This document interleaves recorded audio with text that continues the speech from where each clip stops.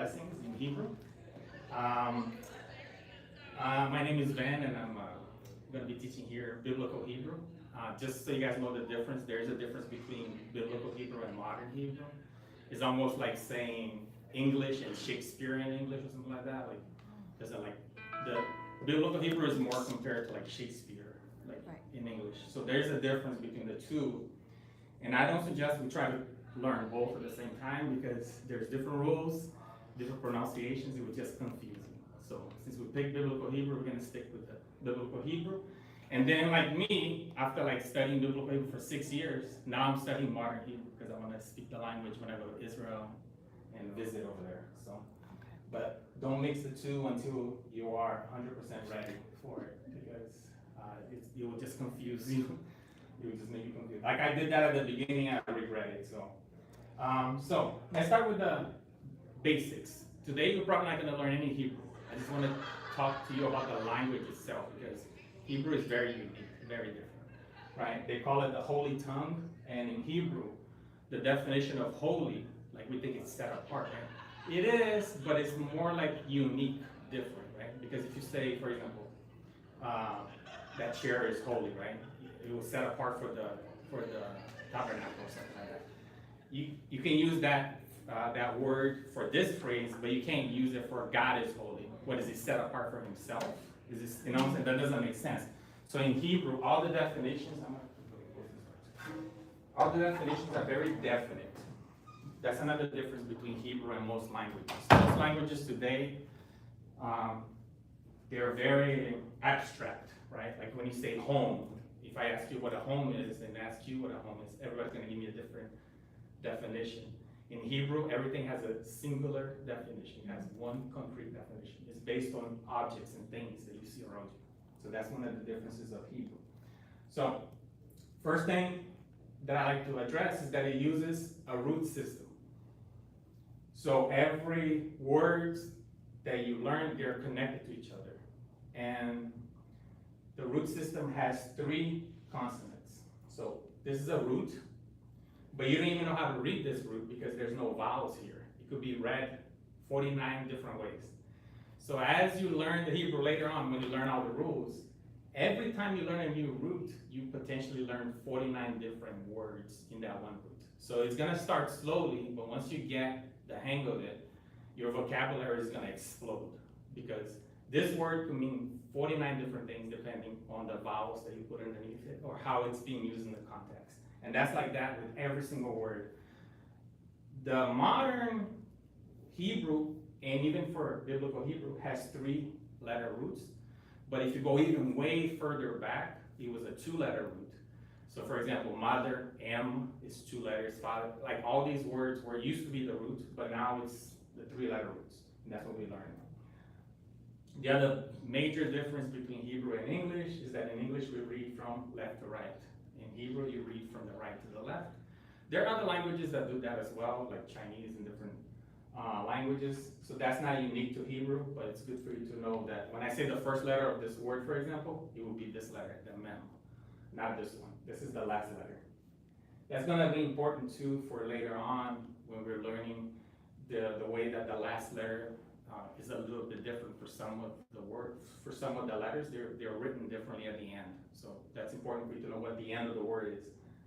Okay. So yeah, that's what I was saying earlier. 3 consonants can have different sounds and meanings related to the root, and that's based on the different patterns, vowel patterns that you put underneath. So the first and most common vowel pattern is always AA. This is an A and this is also an A. This is just a long A and short A. But when you're talking, it doesn't really make a difference. You're gonna sound it as an A. So the vowel patterns determine the way the root's gonna be used. And the initial and most common one is A. So for example, now I could read this. Now that I have the vowels, I could read this. So that's an M, mem, plus A is ma. This is a silent letter, so it doesn't have any sound, but there's another A there. So ma, a, and that's a T. So this is ma'at. That's how you pronounce this word, ma'at. So as you learn all the letters and all the vowels, you're gonna be able to open a Hebrew Bible and read the entire thing, even though you don't know what you're saying. It's phonetically like that. So you'll be able to open Genesis and start reading it, even though you have no idea what you're saying. As long as you follow the sounds, you'll be able to read it phonetically. So it's pretty cool. Obviously, it's better for you to know what you're saying, but you'll be able to do that without even knowing what that means. For example, I read the word ma'at, but I didn't tell you what it means, right? Mm-hmm. I just read it ma'at. So it's also very systematic, right? So there's a lot of rules, and there's some exceptions to the rules, but the rules apply 90% of the time. So I'm gonna focus on the rules. Every once in a while, I'm gonna say, oh, that's an exception, but don't worry too much about exceptions because that will just confuse you. We'll learn the exceptions way later after we learn the rules, okay? And in this case right here, the ma'at, this vowel pattern is also, when you're conjugating a verb, is also the third person masculine singular. So every time you conjugating a verb for the third person masculine singular, which is he is, or he is, for example. So this word actually means he diminishes. He diminishes. So if you read ma'at in a sentence, you're saying he diminishes. So you say God diminishes something, you will use ma'at. You just put the name of God afterwards because the subject comes after the verb. So you put ma'at Elohim, for example, that means God diminishes. He diminishes, but it's God diminishes, right? But just the verb itself, it just means to become small or to diminish, which you can see that that's what I'm talking about, the root system. You will see how the words connect to each other. And when you know the root, you'll be able to define other words just by knowing the root, because they're like closely linked to each other.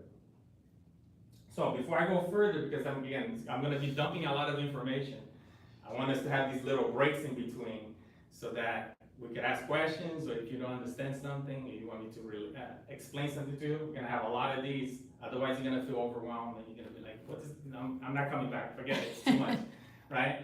And I use that word on purpose because this word now, with these vowel symbols, you read it, this is an E, and that's an A again, so it's me'at. And there's a saying in Hebrew that they say me'at me'at. That means little by little. I'm gonna learn little by little, me'at me'at. I'm gonna say that a lot, me'at me'at. That means little by little. And usually when they use the same word twice in Hebrew, there's no exclamation point. So it just means something being seen with an emphasis, right? So if you say stop in English, or stop, you put that exclamation point. In Hebrew, there's no exclamation point, so you say the same word twice. So the true translation of this is just, we're gonna go slow, basically, little by little, okay? So any questions so far? Because I already said a lot, and I'm trying to go as slow. Is that why sometimes Jesus said truly, truly? Exactly, when Jesus says truly, truly, it was translated truly, truly, but what it was really should have been is that's truly with an exclamation point. And that's one of the things that I said, there's a lot of mistranslations of things that if you don't understand the Hebrew grammar, you would translate it like that, truly, truly. But what he was really saying is truly, this. So that would have been the better translation. But yeah, that's a good example. This is from watching The Chosen. Okay. They say shalom, shalom. Shalom, shalom. So it's and I think it was in the show, it's not just peace, but complete. peace, yes. Complete Shalom, shalom. I saw that episode too. Yeah. Actually, I started learning Hebrew because of The Chosen, so it's funny that you brought that up. Yeah. When I was watching, when it first came out, and I think it was 5-6 years ago, I was watching the Shabbat episode, and then I got all emotional, and I started, I was like, wow, look how they do everything, they tie to God before they eat, before they sleep, before they do anything, they pray, and I'm like, man, I wish I was, part of those people. And then the Holy Spirit said, you are. I'm like, what do you mean? I'm not Jewish. And I just think that was weird because I felt the Holy Spirit telling me you are. The next day I woke up and I went to the YouTube where I usually go to do devotionals or whatever. The first video that was on my suggestion list was Lost, I forgot who it was, Jim Staley's Lost Identity. If you want to watch that video later, I'm going to send it to you guys.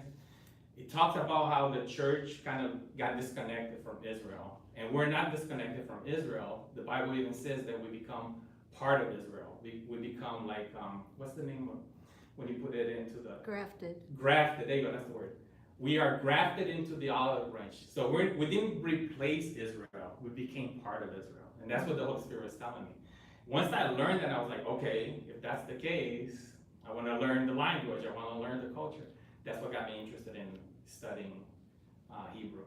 And I have like, just in the university, I have like 600 hours of credits from studying Hebrew. But if you go outside that, I have spent probably double that or more learning on YouTube or different things. So like later, if you guys want to see why I'm able to teach now, like I have like 600 hours of certificates from a university, which if I wanted to get a college credit, I could get like an associate degree by now, but you have to pay more, and I was like, yeah, that's not why I'm doing it. I'm doing it to learn it and teach, so, yeah.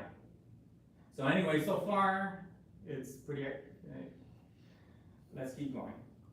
All right, so here's the Hebrew alphabet.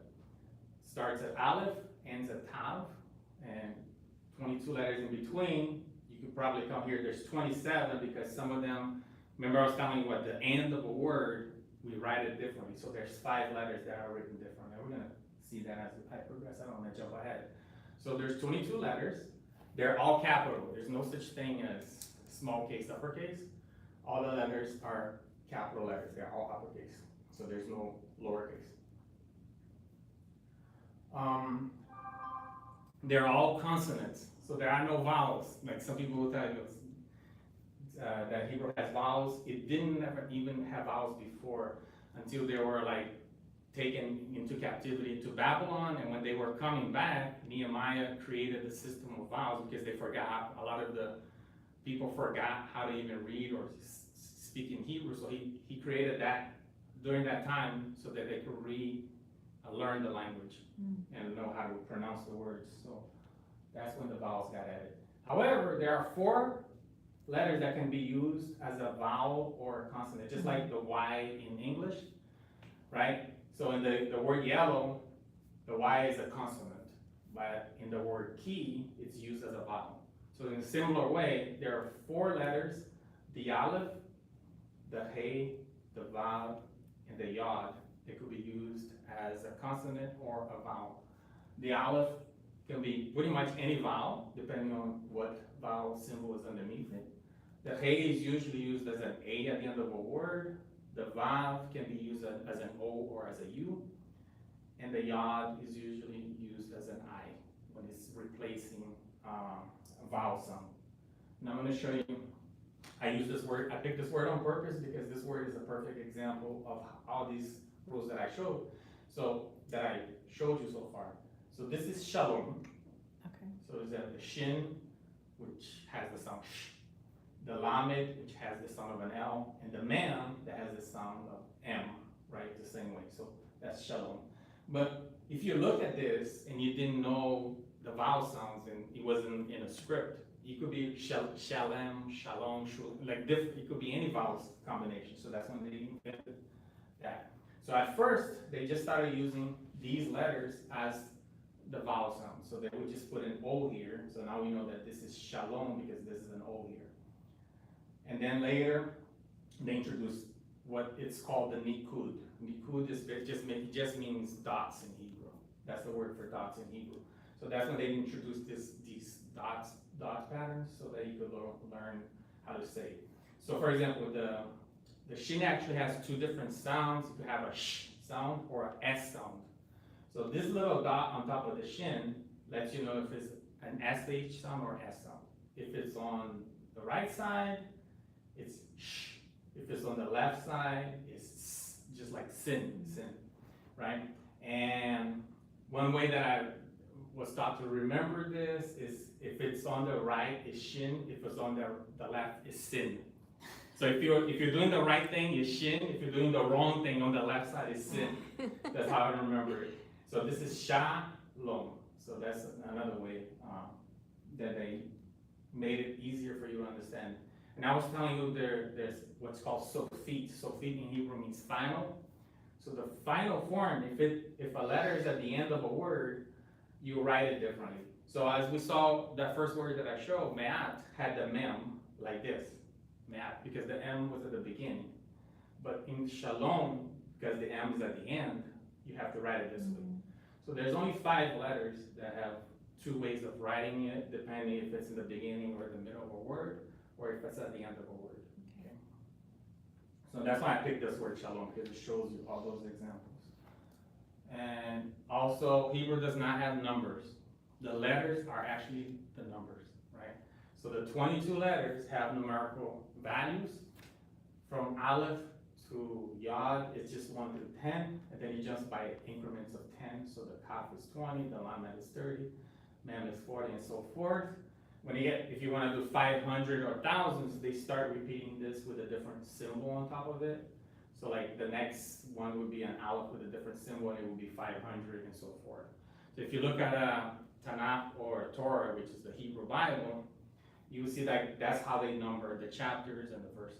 They put an Aleph in front of verse 1, a Beit in front of verse 2, and so forth, and the chapter 2. You would say chapter Aleph, that would be chapter 1. There's no numbers. Now, of course, in modern Hebrew, they use numbers, right? But we're learning biblical Hebrew. Biblical Hebrew, these are actually the numbers. It's also going to be very interesting when I start teaching you each letter, what the number symbolizes and what it actually means. So like I said, I'm going slow. I'm going to go very slow. So each week I'm just going to talk about one letter, because the letters have functions, names, they have different things. But after that lesson, you will never forget what that letter is, and you will never forget what it means, and you'll never forget the number, because it will be ingrained in your brain. The way I did it, the reason it actually took me longer, and I wish I had learned it this way, I learned with different classes, different styles. A lot of it got me very confused. It was very confusing. So I say, this is much better to go slow, and then to have it ingrained in your brain, and you learn that, and you don't have to go back, and get confused. All right, like, don't panic. Hebrew is not hard, it's just different, it's very different. So again, I wanna have a pause in between each slide, just to see if you have any questions or comments, so before we move on, because I don't wanna dump all this knowledge into your brain at once and make you panic or confused, so. Any questions so far, or? Nah, okay. Cool. All right, so let's keep going. All right, so this is like I was saying, this is the modern Hebrew writing, right? But the language has evolved over time. In archaeology, they found different ways of writing the Hebrew alphabet. It's almost like a different font, because it didn't change the meaning of anything.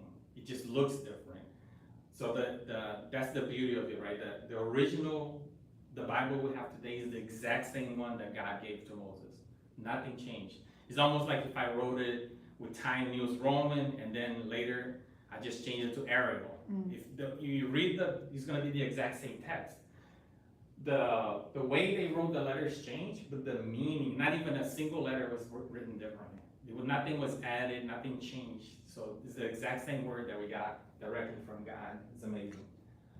But again, I'm going to teach all of the different styles, because this has a lot of value added. The first origin is not even here. I'm going to show you on the next one. But they wrote more like Egyptian hieroglyphs. Like each symbol had a name and a meaning, and it was a word, a full word, before it became an alphabet. So for example, this is the Aleph, and the word Aleph in Hebrew means ox. So the first way that they used to write it is with like a head of an ox. So when they saw this picture, they pictured an ox, and the name of the letter Aleph is ox. So it was pretty cool. Then later, because they wanted to write Hebrew faster, right? Imagine if you're writing a whole book and you have to do all these little symbol drawings, right? It would be very difficult. So then they went into this, what's called Paleo Hebrew. A lot of the Old Testament is in the Paleo Hebrew. It only became the modern Hebrew, again, after Nehemiah came back from captivity in Babylon. So if you find older scrolls, they're gonna be in this style of writing, Paleo Hebrew. And only after that captivity period, it will be written like this. And this is actually the Assyrian script. They got it from the captivity from Assyria, actually. So here we have, the original one was like more detailed drawings like that, They have like a lot of stuff that they found in archaeology with this symbol. And again, this is very similar to Egyptian hieroglyphs, right? Like how they do those little drawings of an eagle. Everything has like a little drawing, and each drawing was an actual word. It meant a word. Then they shifted into this. And then they went into Phoenician, and Paleo-Hebrew and Phoenician is pretty much very similar. And then the Aramaic is the latest version, which is still being used today. Even though it says Aramaic, it was actually adopted from the Assyrians. Aramaic is just like a dialect of Hebrew. It was the more common spoken language, where Hebrew was more for the temple. It was like a religious language, almost like Latin is today, right? Like if you go to some Catholic churches, they still have mass in Latin, even though nobody understands what's being said at all. That's kind of similar, not to that extent, because you could kind of understand Aramaic and Hebrew. Kind of, it's closer to each other. But like, I'm just giving you an example, like how they have mass in Latin and nobody understands it. That's kind of Aramaic, the difference in Aramaic and Hebrew. Hebrew is a religious language. Hebrew is actually the first recognized alphabet. Like before that, I think it was Phoenician and the Egyptian hieroglyphs. They were languages, they were written languages, but each one of those symbols was equated to a word. Hebrew was the first one to make each letter equated to a sound, where you would then put words together by combining those letters. And that's where we got the word alphabet from. The first letter is Aleph, the second letter is Bet. So Aleph Bet was what it was commonly known like for the language, and then it just became alphabet, Aleph Bet. It went from this Hebrew writing to, I think, Latin, and now from the Hebrew went to the Greek alphabet, and then it went to the Latin, then the Roman, and then our modern language alphabet today. And to read the Torah or Tanakh, you have to have the Likud, otherwise you won't know how to read it. But some of the letters got lost over time. So that's why we have some of the letters that have the same sound. They believe in the original language that Moses spoke. There was a little subtle difference between these. For example, like this is a T, is the Tav. No, that's the Tav, and this is the Tet. But they both have the T sound. So it's like, why do we have two, right? They believe that in antiquity, there was a little bit of a difference between the two, but today we pronounce them both as T. This is like a joke that I heard. I thought it was very funny. They're still looking for Moses' tape recorder to put that, to be able to fully define which one. But today we have all these arguments. The reason I'm bringing this up, because we have a lot of arguments between the different versions of Hebrew. So sometimes you're gonna learn I'm teaching you the Ashkenazi version, which is Eastern European version. It's like the Hebrews that lived in Germany, even during World War II. That's the version that we're learning. But then there's the Sephardic version, which is like in Africa and Middle East, and in Europe, only in Spain for some reason, they speak the Sephardic version. And then there's like two more, and also there's the modern one, like I was telling you. All of these are a little bit different pronunciations, and they have arguments. Like when they are like reading into the Torah, these two groups fight with each other. No, it should be pronounced this way, it should be pronounced that way. But like I said, until we get Moses' tape recorder, we just have to pick one and stick with that one. And university, they chose the Ashkenazi version. That's the one that I'm learning, and that's the one that I'm teaching you. So don't be shocked, right, that if I say, this is how you pronounce this word, and then if you're listening to a YouTube video or listening to somebody else, they pronounce it a little different. For example, the word Shabbat, that's Ashkenazi version Shabbat. The Sephardic, they say Shabbos. It's the same exact word, but then when they're talking, it's almost like different accents. It's still the same language, but like in New Jersey, they will say talk differently than we talk here, but it's the same language, right? Yeah. So the only reason I'm bringing that up is Because I was like shocked when I was like, hold on, what's Shabbat? What is that? When I heard one person saying it. And that's when I looked it up and I was like, oh, they just pronounce it differently. Do they think that the original ones were maybe created by Joseph? The original No. text, you mean? Alphabet, yeah, I actually heard that. It was, because they found in the cave in Goshen. yeah, I heard that too. They actually found like the tomb of Joseph supposedly in Egypt. Again, archaeologists will argue back and forth, but then they believe that the Hebrews that lived in that 400 period of captivity, right, in Egypt, they basically took the Egyptian language and formed their own from there. So not necessarily Joseph himself, but the ones, the Jews that lived there. And it wasn't 400 years all of slavery either. At first they lived there and they lived with the Egyptians. And only later, when the different pharaoh, I forgot what the pharaoh name was, that didn't know Joseph, the Bible even says so, that's when they started like oppressing the Hebrews there. But yeah. So again, we're gonna pause here, have fun. The best way to learn is just to have fun. Don't get stressed and just don't worry about like, I have to remember all this stuff that he's saying. No, not at all. Let it sink in little by little. Yeah. Let it sink in as we go over all these different things. And speaking of having fun, I'm gonna pause here and start just talking about some fun facts. Like I said, most modern alphabets evolved from Hebrew, and you can actually see it when you look at the way the letters were drawn. If you flip them, and because it was read backwards, right? So if you flip them, you can actually see how this looks like an A, and it also looks like a 1, right? So that's why the A became 1 and also an A. And you can see most of these, not some of these, not so much, but like if you flip this, if you flip it upside down and backwards, it looks like a lowercase b. This kind of looks like a C a little bit, this way. So you can see where the alphabet evolved from Hebrew by flipping it and changing its direction because it's read differently. And if you guys are interested, I could send you some like videos, really cool videos, showing how the alphabet evolved from the Hebrew all the way to now. They really go into detail on that. Pretty cool. Yeah, like I was saying, once you learn the alphabet and the rules and the vowels, you'll be able to read the Torah phonetically, even if you don't know what you're saying. This is not really unique to the Hebrew. We just got used to seeing everything with vowels, right? But even in English, you can read words without vowels. Now, I wanted to show that because I think that takes some tension away from our brain. And this is not something I saw too on Cambridge University. Yeah. Like, can you guys read that? Yeah. You could totally read that, right? Even though everything's out of order. That's just the way the brain works. It makes connections and it lets you see things even if they're not there.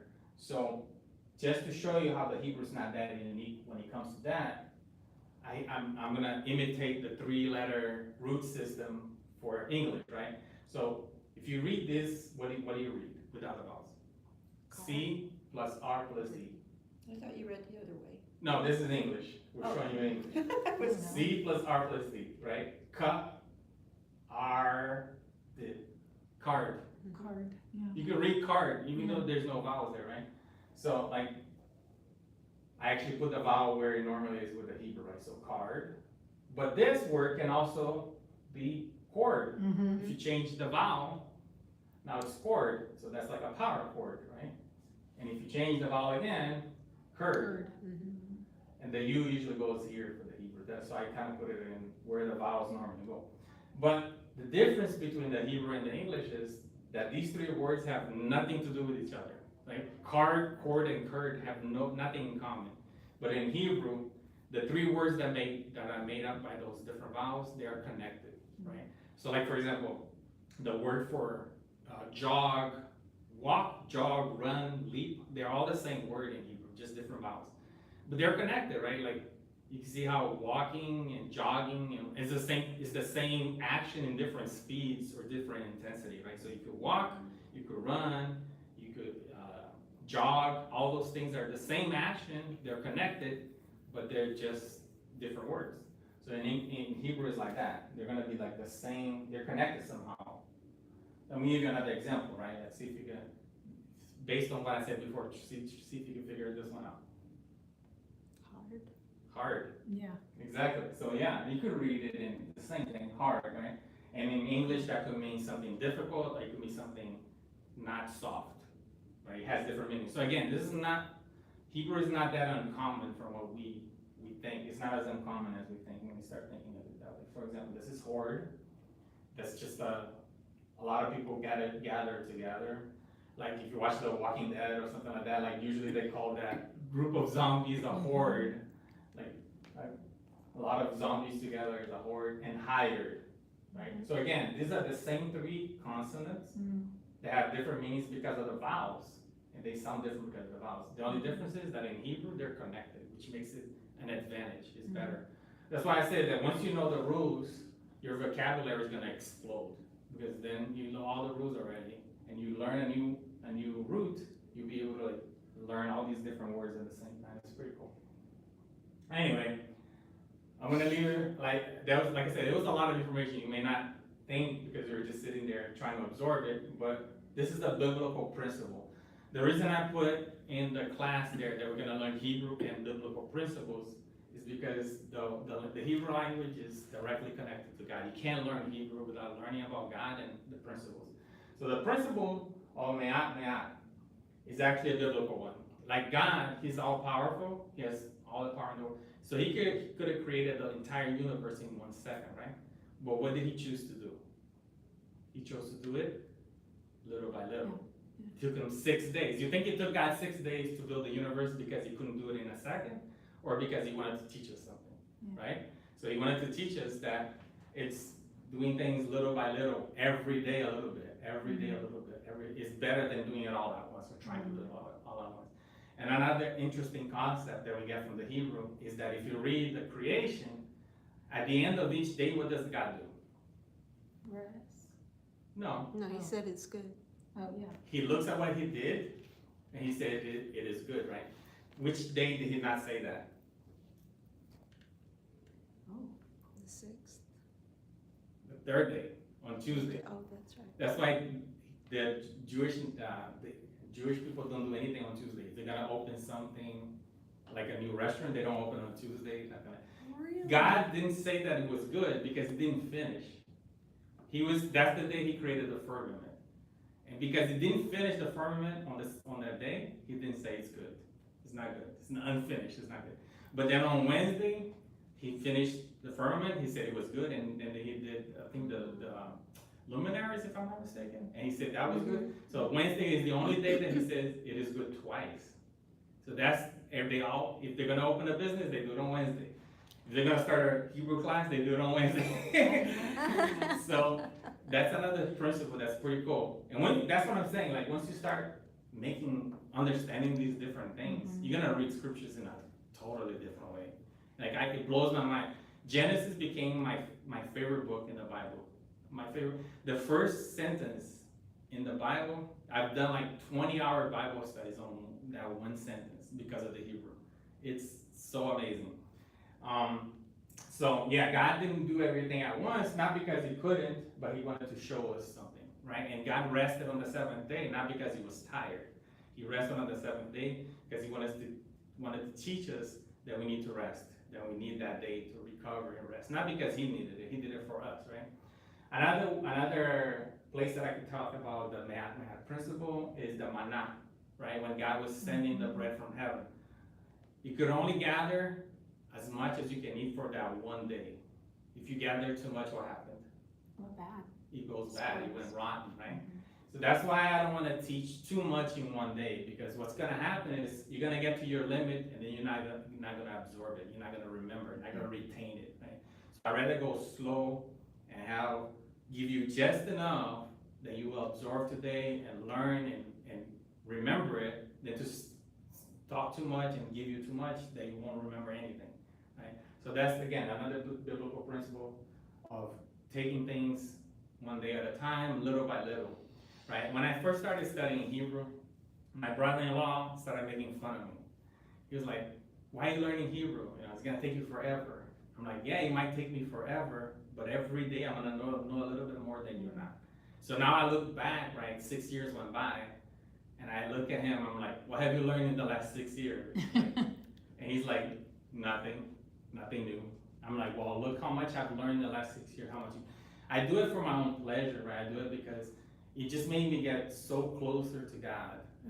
It just made me understand so many things in the Bible that sometimes we are afraid to answer, or we make up an excuse like, why did God send the flood? Everybody has a different answer. There's actually a specific answer. When you start at Hebrew, you'll see it. Why, if you receive the number of the beast, is an unforgivable sin? Can anybody answer that? In the Hebrew, there's actually a real reason for that. So all these questions that I had when I was a Christian, that I didn't know how to answer correctly, or I would ask all these pastors, they don't know, everybody gave me a different answer, or they just made an excuse, or we don't talk about that stuff, right? Mm-hmm. When I started studying Hebrew, I learned all of that. There's a reason for everything. There's nothing in the Bible incorrect. It's perfect. The Bible is perfect. It was actually when I started to believe that the Bible was the infallible Word of God, because there's a lot of mistranslations, whether we want to admit it or not, right? I'll give you one very fun example, but that it won't affect anything. It won't change anything. But how many people know that this place does not exist? This does not exist. The Red Sea doesn't exist. It was a mistranslation, right? So in Hebrew, it's Yom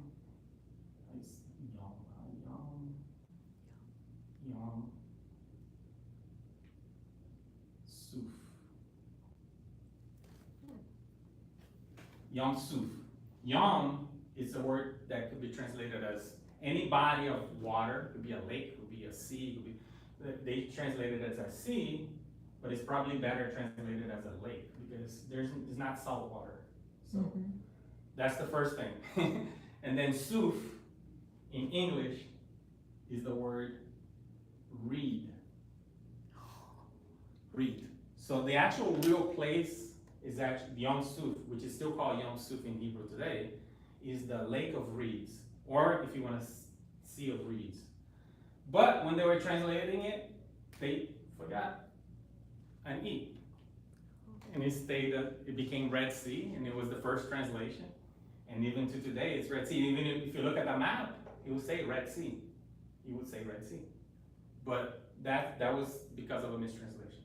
Wow. So, yeah, so people can, I used to be one of those people, right? I'm not judging anything, but they could say, oh, no, the Bible is perfect, perfectly translated. The Bible is perfect, but it wasn't perfectly translated. It was done by humans, and people make mistakes. That was one example, right? But in the Hebrew, man, when you start looking at the Hebrew, like I said, without these vowels, symbols, and all that, now that we have supercomputers, we have like all this technology, some person probably back in the 80s or even earlier than that, when the computers started being used, they loaded the entire Bible into a computer, and they just let the computer analyze, and there's a lot of hidden codes inside the Bible. Like something that nobody could do today. Like even if you get the best computer that exists today, you wouldn't be able to write the Bible the way it was written with those hidden codes. Like the first 5 chapters of the Bible, there's like coded words in it that, again, it's better if I show it to you. And again, if you are interested, I'll send you those videos. But there's like hidden codes inside that language. So how do you have like a book that gives you a narrative, a story like that's coherent, that makes sense, and even inside that you're gonna hide hidden codes and hidden language inside? It's impossible. No human can do that. So the Hebrew convinced me that God's word is perfect, that God's word is infallible, and that only He could have done it because of some of the stuff that I learned after learning Hebrew. So anyway, that's what I wanted to share with you guys today. Like I said, I don't want to give you too much at once and make it, I don't even know how much time do we have left. It's 7:10. So we got, okay, so we got like 20 minutes. Yeah. Yeah, so I don't know if you guys if you have any questions or if there's anything else that you want to add. I try to make it into a half an hour classes, to be honest, because I think there'll be more questions and, in between. Like even the recording that I did was 36 minutes, so I didn't want to go more than that. And I also wanted to give time to talk a little bit about the me'at part. Yeah. I also brought, for those of you who don't have or maybe don't know, that I wrote a book. It's a testimony of how God healed me. I had like a disease that has no cure, and I had it for 8 years. It's called gastroparesis. I did my gallbladder surgery, and they cut a nerve in my stomach, the vagus nerve, which is the nerve that connects the brain to the stomach, which basically made my stomach paralyzed. I couldn't eat anything solid. I was like 8 years on liquids or very liquid food. And there's no cure for that. Basically, that would have been me for the rest of my life. But God healed me from it. It's been about 7 years now that I'm back to normal, that I'm able to eat. I mean, I had other health issues after that, but just because God healed doesn't mean I'm immune to disease, right? But yeah, this is the story of how God healed me. It's a sample book, so I brought it for free if you guys are interested in getting it. And I actually named it Receive Shalom. So I talk a little bit about Hebrew here. There's not much there, but I'm writing a second book now that really is going to teach biblical principles in Hebrew and the connections, some of the things that I'm saying here. That's going to be my second book. But this is just more of a testimony of how God healed me, and then what He did afterwards. Because the healing part, that's the small part of the story. Like the way He transformed my life afterwards is the beautiful part. So if you guys want, it is a sample, so it's like it came with this from you. But if you guys don't mind, that's just the cover. Yeah. The story is the same. Yes. I have one. Oh, Man So has you can given have me one. one. Thank you. Well, I appreciate you sharing the Mahat, Yeah. because, and what I'm excited about is, I've been told my whole life, if you feel like you hear something from the Lord or someone speaks a word over you, it needs to be backed up biblically, which I'm not saying is not true, but I feel like, to your point, there are some things, if we don't understand the true meanings of words and all the things, then how can you ever fully evaluate? But when you were talking about the Mahat, just like little by little, my husband and I went on an Alaskan cruise over the summer, and we saw this massive, beautiful glacier, and we heard a naturalist talk about glaciers and their value to the environment and their purpose. And they scrape and they prepare the land for new things to grow, and it all just seems biblical to me. So as we were cruising up to this glacier, you could see an area where it appeared to my eyes that a glacier probably eons ago had gone through. But just now, trees, you could see it had been very cleared out, but trees were starting, and I'm sure they were very tall, we were far away, but there's a few trees and there was grass and things like that. And what I felt the Holy Spirit speak to me was that the Lord does slow, deep, and lasting work. Yes. Because, and that was a word for me in my life at the time. But again, going back to, I feel like the Mahat, like scripturally, that came to my mind again, almost like the Holy Spirit was saying, see, like this is, and I think sometimes, maybe it's just me, but you hear or you think you maybe hear something from the Lord, and you're like, was that the Lord, or was that just me?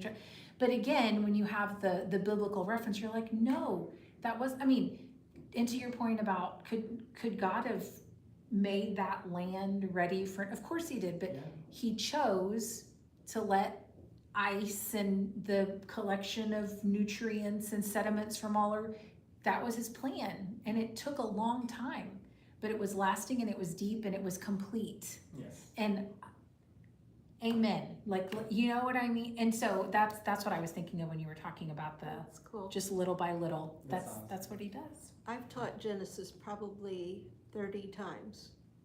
And I think the first repetition in chapter 2 of Genesis, and that is, in the day that you eat of it, you will surely die. Yes. And I've taught it as in dying you will die, because it was repeated, but it's just an emphasis. that- Yes. Yeah, it's just basically like, this is really true. Like, that's why, there's, like, in the Bible, you say that, there's always gonna be 2 or 3 witnesses, for something to be true. Ah. That's another thing I learned too, that everything that God wants us to consider truth, he says it at least twice. Right. Minimum. Right. So you can't get an isolated verse and say, oh, this verse says this, and this is what it means. If you don't find another verse that says the exact same thing, you could ignore it. That's a biblical principle too. Everything God wants to establish as truth, you need 2 or 3 witnesses. He has to be said twice.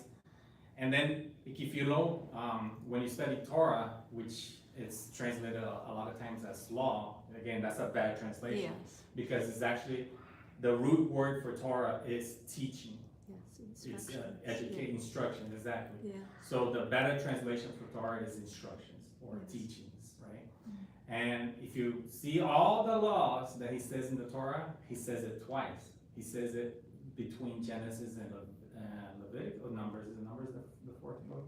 Genesis, Exodus, Leviticus, Numbers, Numbers. Deuteronomy. Between Genesis and Numbers, he says all the laws. And then in Deuteronomy, he says them all over again. Sometimes when you're reading Deuteronomy, like, didn't he already say that? Didn't he already Yes. say? Yeah, but he's saying it twice so that it becomes truth, right? The word, even Deuteronomy in Latin, I believe, it means the law again. It means the law again. That's what it means.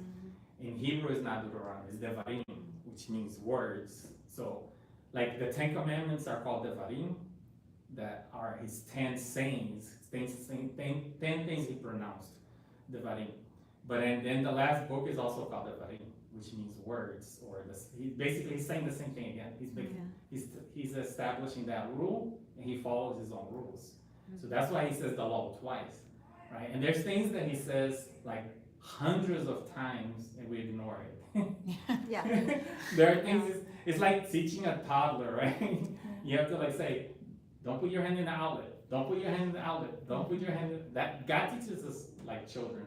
Another reason that I made my classroom all colorful like this and all that is because we're literally going back to kindergarten. We're learning an alphabet all over again. We're starting over. We're looking at things through God's eyes as children, right? And Jesus says, like, unless your heart is like a child, you're not gonna see the truth. You're not gonna be, so he actually encourages us to be that way. And the way God teaches us is like he's talking to children. He's our Father. He's talking to like little kids.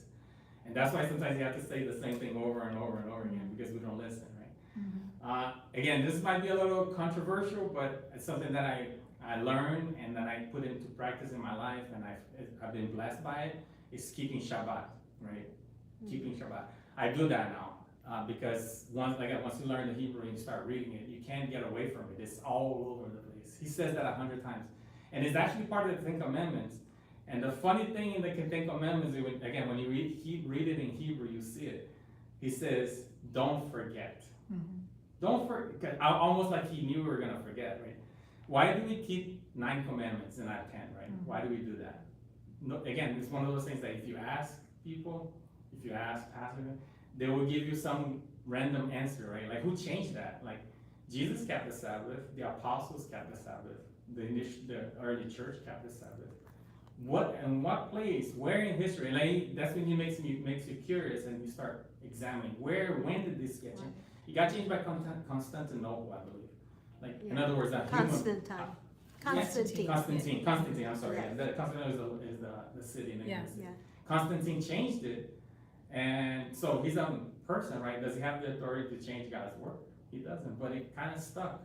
And it's funny because in the book of Daniel chapter 2, I believe it's verse 43, it says that in the last days, which we're living in the last days now, the enemy, we're going to change the laws of God and change the seasons. But the word seasons there is Moedim. Yes. The word Moedim is even in the creation. When he created the sun, the stars, and the moons, he says to mark the days, the years, and the seasons. But the word seasons there is not like autumn, spring, winter, and fall. It's actually Moedim. And Moedim is the appointed times that God set for him to meet with his people. That's what the word that's in Leviticus 23. So all those feasts in Leviticus 23, and it talks about the Sabbath again, those are Moedim. So those are appointed times that God set aside on the calendar. Like when he created the luminaries, he basically put a calendar on the heavens for us. And the Moedims are the times that he set apart to meet with his people. He makes, in other words, those are special feasts, and the Sabbath is one of those. So there's something special about that day. Yes. Ever since I started keeping that day separate, and I spend that day with my family. And again, it's not like religious. It's not like the Jewish people kind of changed that. They added a bunch of stuff in religion where you can't even turn on the light, or you can't like go use an elevator. There's none of that in the Bible. That's man-made stuff, right? Yeah. The Sabbath was made for us to spend time with family and spend time with God. That's it. We complicate everything, right?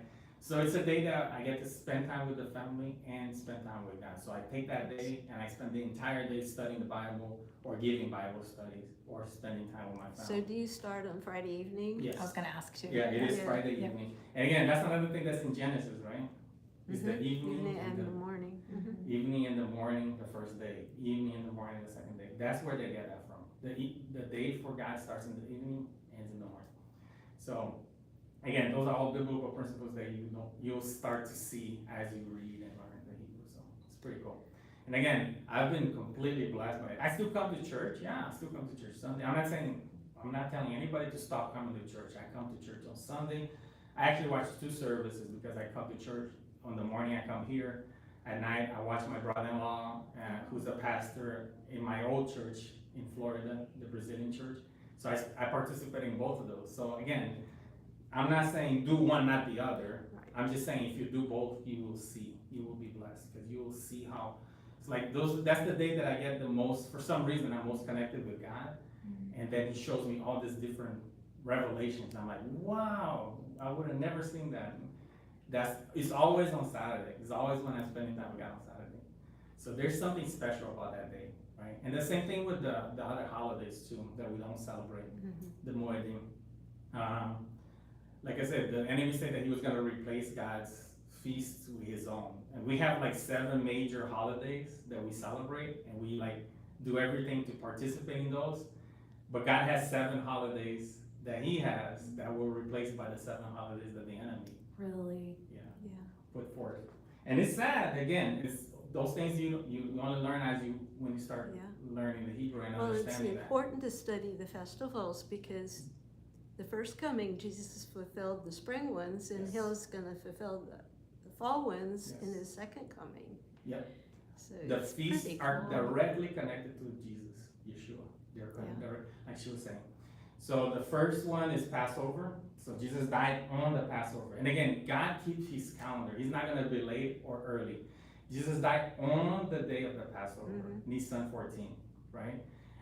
But that's kind of connected with the leavened bread, which is getting rid of the yeast. In other words, sanctification. After salvation comes sanctification, so you have to purify yourself.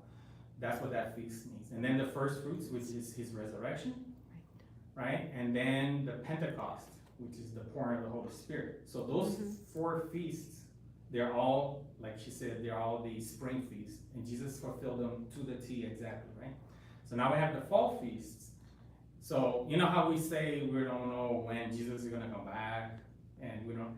Okay, so the Yom Teruah, which is the Feast of Trumpets, is the feast that's connected to the return of Jesus Christ. It's connected to It's the only the rapture, one that's the on rapture. it's the only one that's on the new moon, and you don't know, so it's the day that no one knows the day or hour. Exactly. That's She the knows other. she knows a I lot of teach it. the feast. Oh, there you go. Yeah, so the feast is linked to the Feast of Trumpets. And basically what they will have watchmen stand on the wall, and they will keep an eye into the sky until they saw the first sliver of the moon. And when they saw that, they will blow the trumpet so that the high priest will know to start the ritual. So they were waiting to hear the trumpet to start that. And there's a 2-day period where that could happen. It could be like, sometimes it would happen right at the beginning, so then nobody knows, that's why they have to keep watch, right? And going back to Genesis, each day, and there's also another biblical principle, each day when it's connected to prophecy could be equivalent to 1,000 years. Yes. So when Jesus says we're living in the last days, we've been living in the last days since he died. The last 2,000 years is the last days. So when I said that the enemy was gonna change this in the last days, he's been changing in the last 2,000 years. He's been doing that actively. So he could come back anytime in the 2,000 years, right? So that's what we're waiting for and we're watching for. But Jesus talks about it in Matthew 24, I believe, that when you see the leaves become tender in the olive tree, you know that the summer is near, right? So he's making a connection here to seasons again. So when we start seeing these signs happen, we know that the season is near for his return, right? So we don't know the exact day that Jesus will come back, but we know the season, and the season is during this feast. So every time we get close to this feast, which is coming up like next month or something. That's the 20th of September. It's the 20th this Isn't month. it? It's 20-something of Right. this month, of September this year. Yeah. So every time we get near this time of year, I'm like, Jesus could come back. Jesus could come back. Yeah. Exactly. We don't know the exact day, but we know it's during this feast. It's during this Yeah. period. Wow. We don't know the day or the hour, but we know the season. We know the Moedim that he's gonna return. So like when people tell me, I heard this prophecy, Jesus is coming back. If it's March, I don't believe it. I only believe it if it's during close to this feast. I'm like, let's examine that a little bit further. Because nobody knows the day or the hour, but we know the Yeah, season. either he's coming back or the rapture. Right, which is kind of connected, right? Like Yeah, the rapture. well, they could be sort of different. People that have different beliefs in Yeah. that. I do too. Like, I used to believe in pre-trib rapture. I don't anymore. I believe in mid-trib rapture. Because again, if you go back to Jesus' word in chapter 24, then he says, after that period of great tribulation, then the number of the beast and all that stuff will come into place. Because the first 3.5 years of peace and everything's gonna be going great when the Antichrist takes possession, become. The last 3.5 years is when the tribulation, like the wrath of God is gonna be poured. And Jesus says that we'll be safe from the wrath of God, not from tribulation. So we better prepare Interesting. ourselves. Yeah, we Yeah, better prepare interesting, ourselves to go through some tribulation here. Because even Jesus says, like if you read Matthew 24, before he says this, he says that brother will turn against brother, and they will turn them against to be slain. So in other words, a lot of Christians are gonna be here, they're gonna betray each other, they're gonna die. So, I used to think, I don't have to worry about it. Yeah. When Jesus comes back, I'm not gonna go through anything, but I don't think that way anymore. And you have to prepare yourself for that. Because if you don't think about these things before they happen, when it's happening to you, you're gonna give in. Our flesh is weak. We're weak, right? So when we're offered, hey, the number of the beast or your head's gonna get cut off, and you see everything going well, because during that time, he says that the Antichrist is gonna do miracles.